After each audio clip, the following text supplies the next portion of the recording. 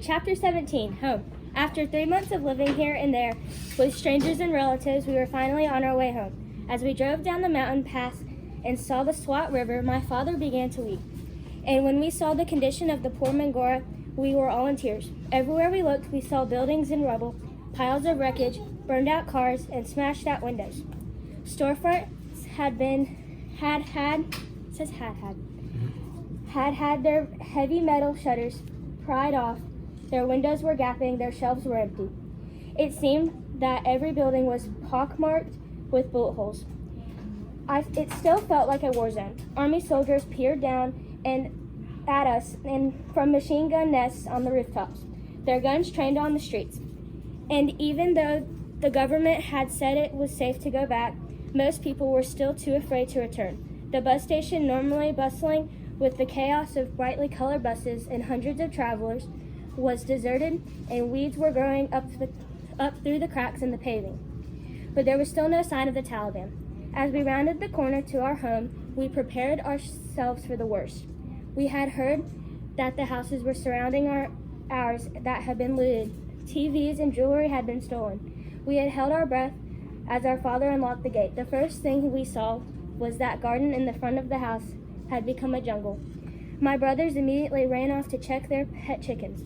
They came back crying. All that was left was a pile of feathers and bones.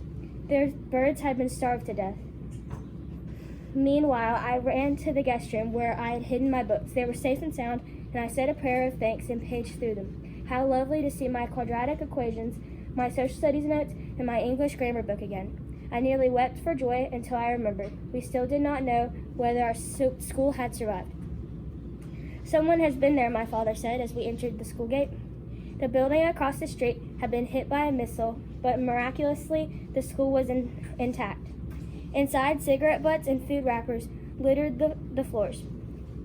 The chairs and the desks were turned upside down in a jumble.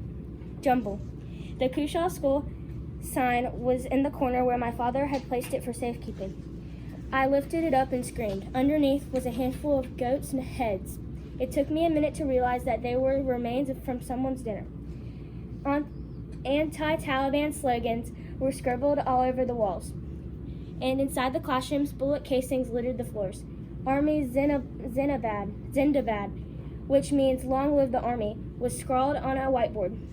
We understood then who'd been staying there. The soldiers had punched a hole in one of the walls of the upper floor through which you could see the street below. Perhaps they had used this spot as a sniper's post. Although it was a mess, our beloved school was still standing. After surveying the damage to the classrooms, my father and I went to his office. There he had found a letter the army had left for him. It blamed the people of Swat for allowing the Taliban to control our homeland. We have lost so many of our precious lives of our soldiers, and this is due to your negligence. The letter said, "Long live the Pakistani army." My father shrugged. "How typical," he said. "First the people of Swat fall under the spell of the Taliban, then they are killed by the Taliban, and now they are blamed for the Taliban." It was all confusing. I used to want to become a doctor, but after everything we had been through, I began to think that becoming a political leader might be a better choice. Our country had so many problems. Maybe someday I could help solve them.